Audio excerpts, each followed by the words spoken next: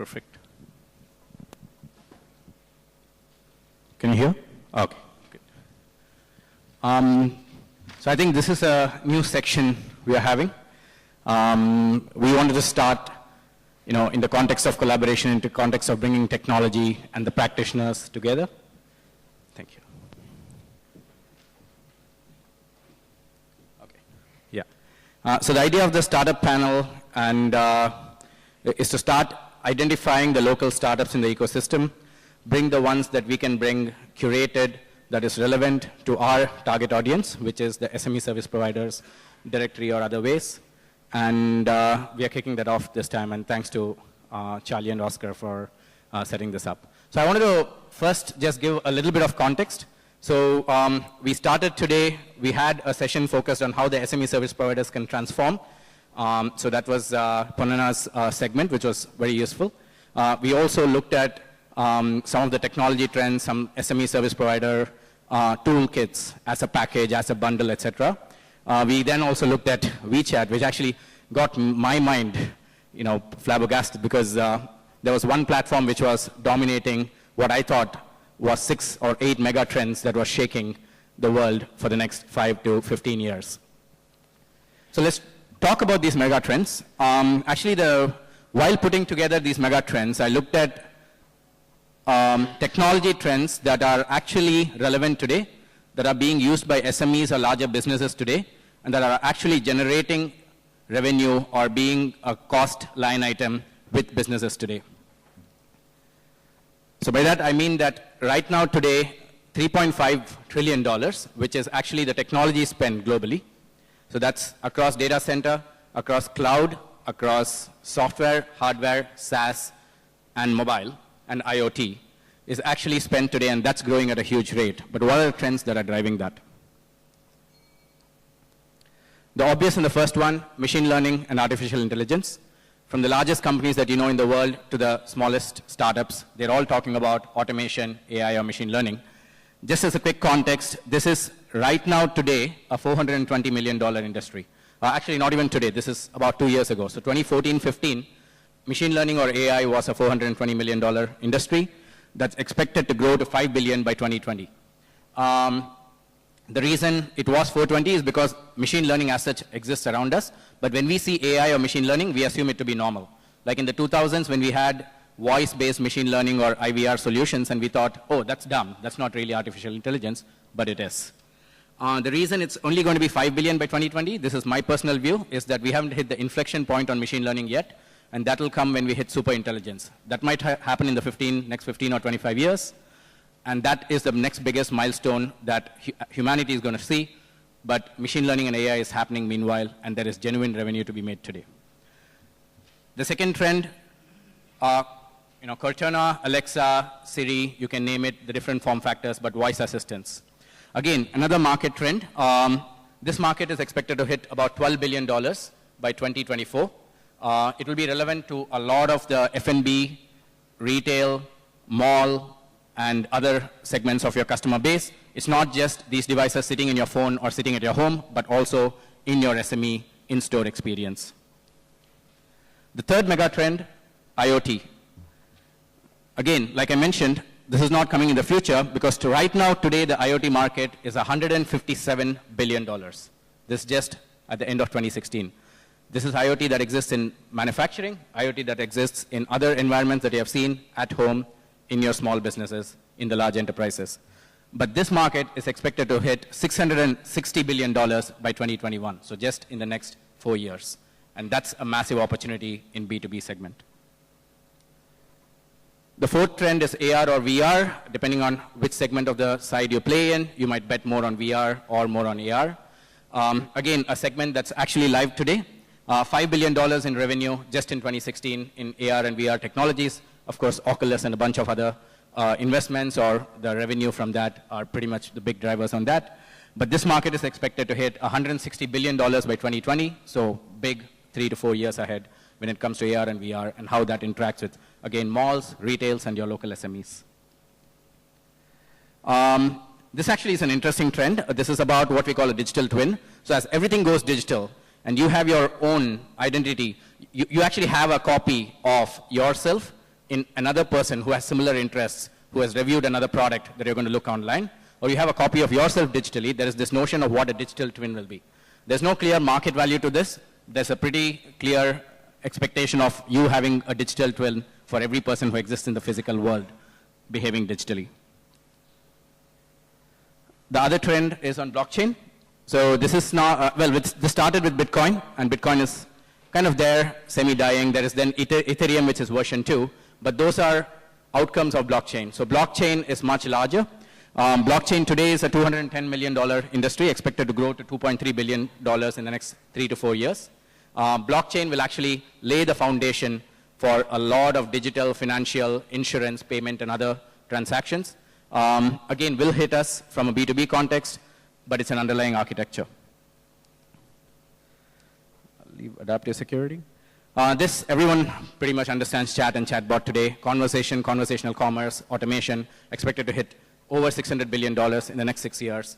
Facebook and other big players already exist in that. This is Oracle's CEO doing a chatbot-based demo live based on the Oracle CRM platform. And every single platform will become conversational with automation. And the last is to put this all together. Companies like TCS or the newer versions of that, putting what is called MASA or MASA. So this stands for Mesh App and Service Architecture. These are companies that are going to make all these IoT devices and your smartwatches and these Alexa devices and the screen and your pen and your phone all connect and talk to each other. The cloud that's going to hold the data, the network that's going to make the devices talk, the security that's going to make your data secure on these platforms. And that, again, is part of the $660 billion IoT market that's coming. So that's just a quick summary of the trends. And the reason we wanted to bring this is just to paint the macro picture of what are the 7 or 8 trends that your customers, the SMEs, the startups, the new ecosystems are talking about. And these are all live markets in every single country that you operate in. And with that, let's open up to listen to some of the exciting startups that we have here today. Thank you.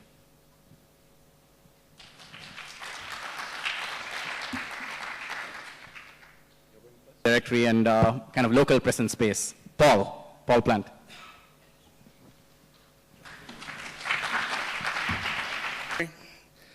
I'll try and be quick because I'm conscious I'm between you and beer. So some of you may know me as been involved in this industry for something like 40 odd years. But for the last 7, 8 years, I've also been heavily involved in the startup world in the UK. And I'm going to talk to you about a UK startup that I'm involved with that has a global application, which is the whole reason why I'm showing it to you here. It's called PostTag, and it's riding on the back of another trend, if we can get this to work. Hurrah. Yeah, go on. Okay, so another trend to pick up on what Swami was saying is e-commerce.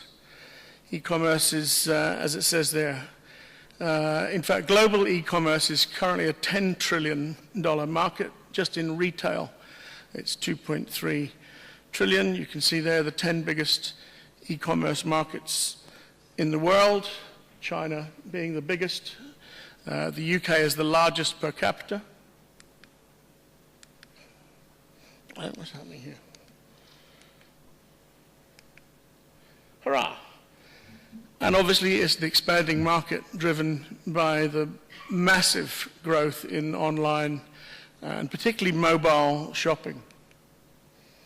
However, the last mile still remains a problem. It doesn't matter where in the world you live. Even the most sophisticated postcode or zip code systems still will drop the pin in the middle of a zip code, and they are not what we call front door accurate. So I'd like to introduce you to a solution that the home delivery sector has been crying out for, and that is a navigation system that is front door accurate, and it's called PostTag.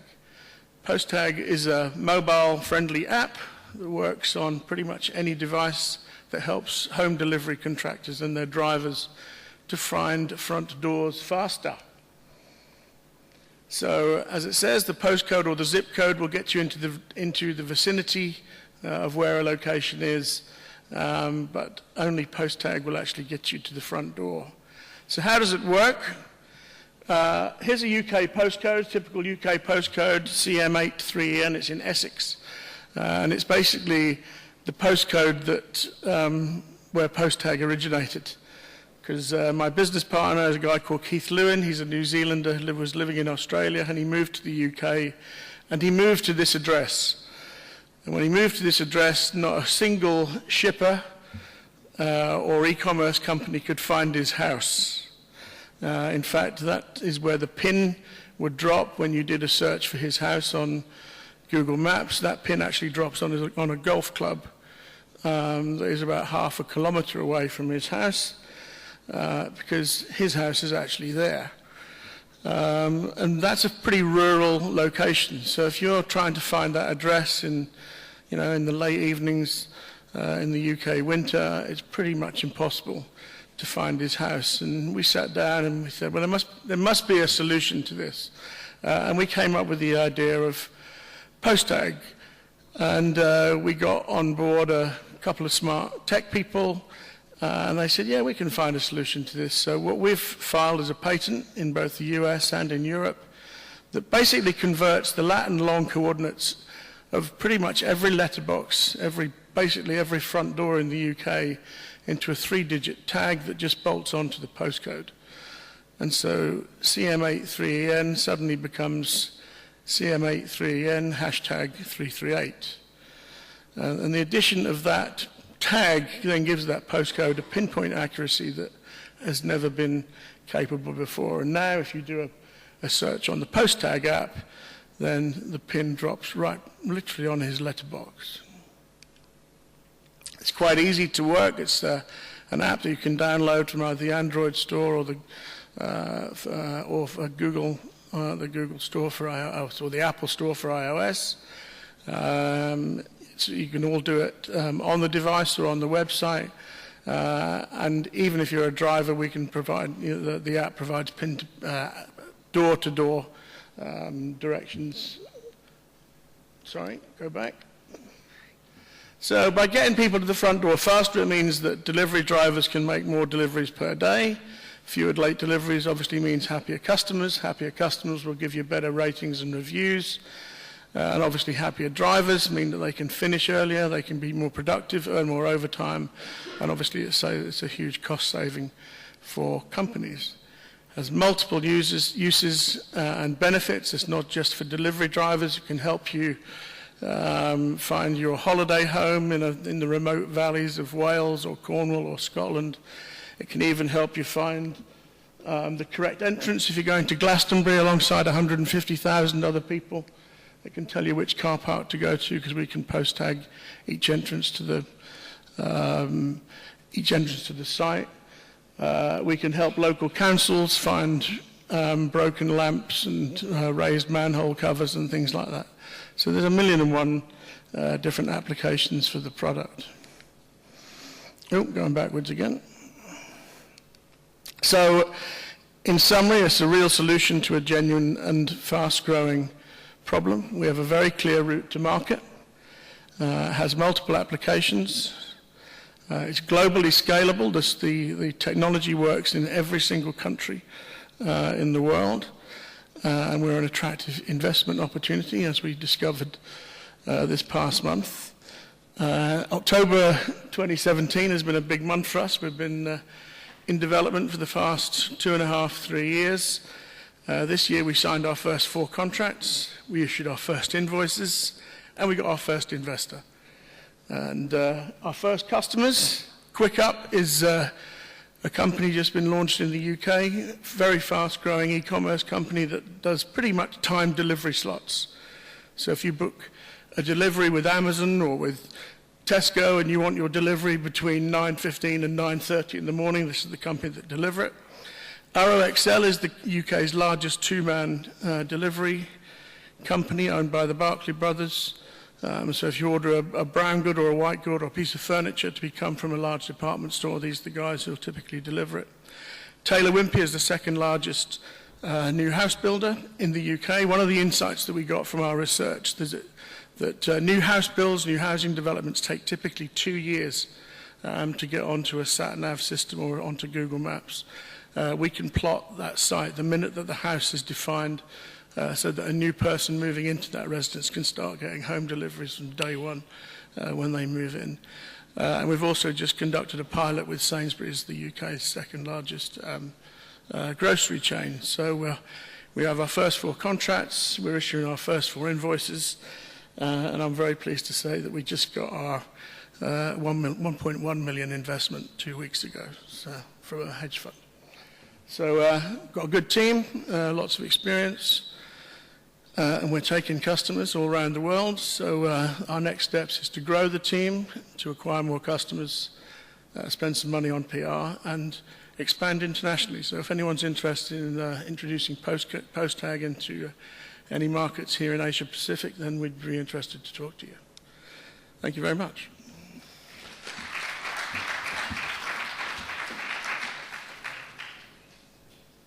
Thank you. Well, we are a Wi-Fi proxy marketing company. We are located in Hong Kong as a startup. We are in China with another company we call U-Wi-Fi, and we have expanded the last 3 years into more than 58 countries.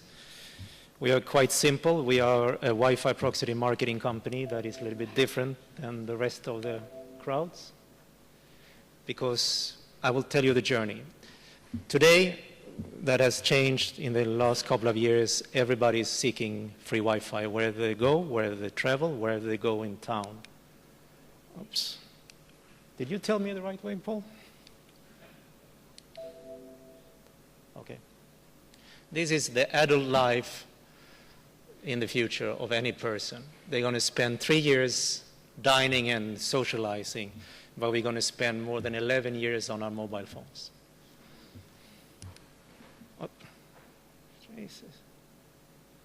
This is today 3 billion smartphones in the world. In 3 years, it's going to be the double. That means that Wi-Fi hotspots is going to quadruple as well, because it's about offloading from a normal phone to Wi-Fi. So how can a business monetize? Or not only a business, it's actually more now governments and other things, is because the toughest way, since everybody wants it free, is how you're going to monetize free Wi-Fi. So I don't know how this one works each time back. Our system is a proprietary solution. It's not an open Meraki system that most others are using. We actually have a fingerprint technology that we can then engage and understand each or every user that is utilizing the Wi-Fi. The whole system is a global dynamic ecosystem, meaning that every node is alive and talks to a server around the world. When we started, we did a test in a coffee shop, and this is the result we had with our optimization of the Wi-Fi. In the first 3 months, they increased the sales. I cannot tell if it's from ours or not, but the marketing factor. This is a coffee kiosk on the second floor in a shopping mall. On the first floor, you have the big player, like a Starbucks. And when we installed the first Wi-Fi, we asked them, how many people is utilizing your Wi-Fi every day? They told me, I have no idea. So we installed, and after 7 months, they had over 24,637 registered mobile phone numbers on that specific Wi-Fi. In Hong Kong today, we have actually over 2,000 Wi-Fi hotspots, and we have more than 3.6 million active users monthly. We are actually now adding on, and sorry, this has its own life, this thing. Sorry. All right, this is what we are different.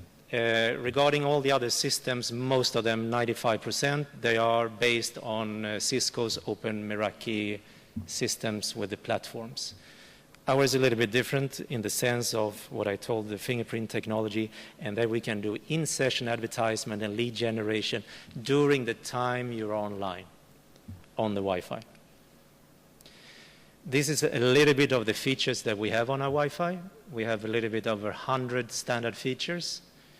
That is the basics on the Wi-Fi. In security, we have more than 30 different technology security features that comes to tracking, when it comes to security, airports, train stations, etc. And we are moving into a new era that we actually putting our platform onto MiFi devices in the retail space when it comes to travel, hotels, car rental industries, like Grab, Ubers, and these environments. Because what we can do on our normal platform, we can now do on a MiFi device for the future. This is what we have started in Hong Kong. We're actually going to deploy in 4,000 vending machines, our Wi-Fi, and then grow, if successfully, grow into Macau, Taiwan, and southern China. Oops, now it goes again. In, for example, Mexico City, we're now deploying in the bus transit system in Mexico City with our new 4G transit device. We're also doing this in Bangladesh.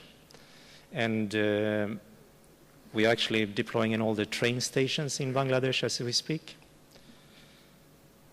In some governments, because everybody needs to bring internet connectivity to the rural areas. And in Dominican Republic, we have started a deployment with the government for the rural areas, and we're also doing the same in Bangladesh. This is how we're going from today, where we do more rentals, and this business model is starting to change as we grow, because everything is SaaS on the cloud-based. This is some of the clients and some of we're using in the region today. And this is what we are actually, this has automatically, is that we are actually moving in when we talked about blockchain technology, the former speaker here. And we did actually an ICO in China. In July, we raised 4 million US on our ICO. We start our token on the platforms in China. And one day, 3 weeks ago, the government in China said on a Sunday evening, this is now illegal in China. So the next day we went from going from 150 million RMB on our platform to 0. And the government told us in the central bank we have to pay back our investors, and so we did. And right now we're doing actually a new ICO in Hong Kong, and we are closing our ICO on the 12th of November for that reason. But we see the blockchain technology very interesting in the sense of, and what we are doing is actually we are creating our own token. It's called CAN, that we actually involves the advertisers and the platform, the Wi-Fi, the small merchants, businesses, and it becomes a decentralized way of handling and doing transaction and our technologies. We're actually moving as well our technology into blockchain for the future. We were elected the best digital tech startup 6 weeks ago in San Francisco at the Mobile World Congress. And we see a big demand in all the different markets because of the reason everybody, because of their social life today, is looking for Wi-Fi wherever they go to utilize. Thank you very much.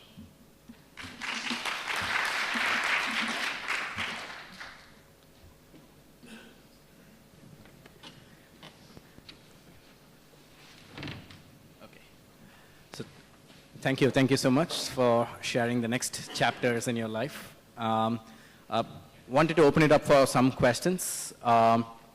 Anything from the journey they've taken, how fast they've grown, startup related, or any other, please, or even how you could be a part of it.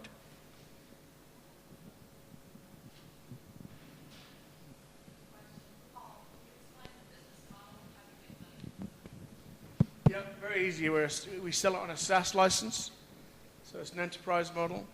So a corporate just takes us into their network, and it's a per lookup. So it's clips of very small tickets, but lots of them. So for example, somebody like Sainsbury's will do something like 3 million lookups a year, and we'll charge them, I don't know, something like 1.2 pence per lookup. Simple like that.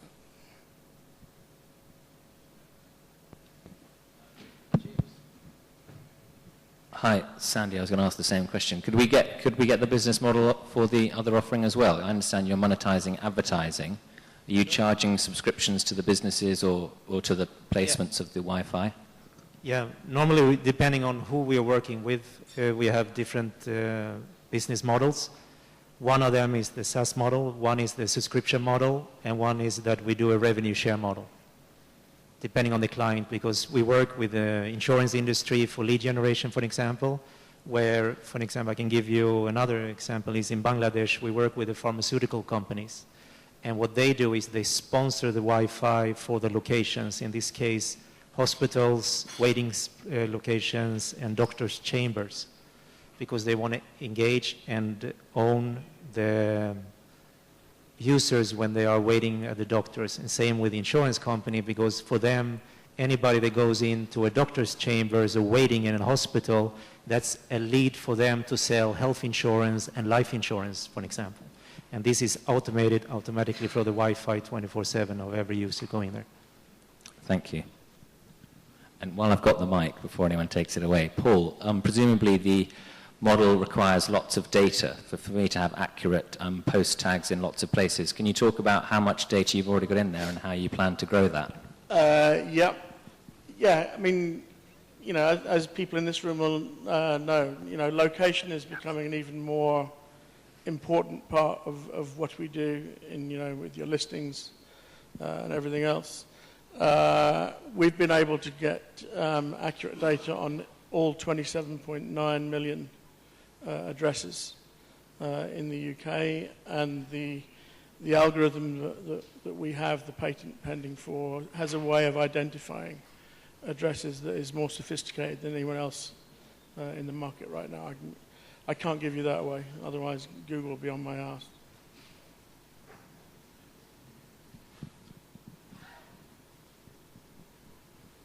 Maybe I have a question for both. So we have a lot of publishers in the audience and with a lot of deep relations to the local ecosystem, the local businesses. Either in the context of partnership or ideas that they could take into the market, can you talk about how they could potentially collaborate with you, or what maybe your companies or your products mean for them in the next, say, year or so? Sure. We do white labeling and we work partnerships with, actually today one of them are South Africa with the Yellow Pages. And we do different models depending on how the client wants to work, because it's different in different markets.